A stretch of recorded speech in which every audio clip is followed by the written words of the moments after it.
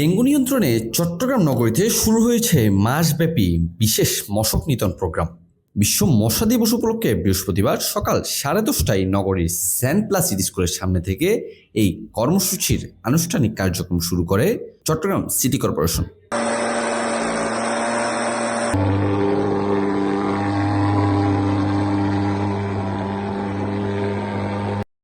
স্বাস্থ্য অধিদপ্তরের চিহ্নিত নগরীর 8টি ঝুঁকিপূর্ণ এলাকায় দেওয়া হচ্ছে বিশেষ নজরদারি।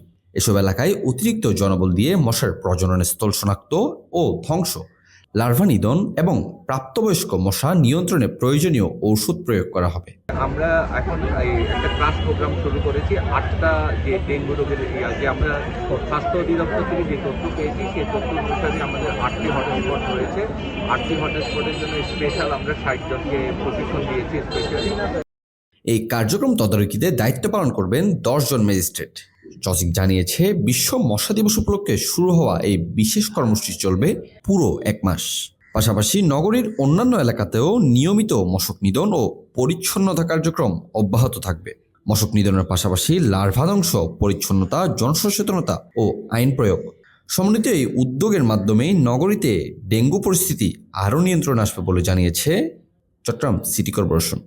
এই পুরো মাস জুড়ে ওই হটস্পটগুলো সহ সারা চট্টগ্রামে আমরা ক্লাস প্রোগ্রাম নিয়ে আমরা এই মশক নিধন এবং পরিষ্কার পরিচ্ছন্নতা অভিযান চালাবো। পাশাপাশি আপনারা জানেন আমাদের 10 জন ম্যাজিস্ট্রেট রয়েছে, তারা এই অঞ্চল ভাগ করে দেওয়া হয়েছে তারা উক্ত অঞ্চলগুলোতে ডেঙ্গু, মশক এবং পরিষ্কার পরিচ্ছন্ন এবং অবৈধ দখল সহ অন্যান্য বিষয়ে একদম প্রতিদিনই তারা কমপক্ষে 2টি করে মোবাইল কোর্ট পরিচালনা করবে।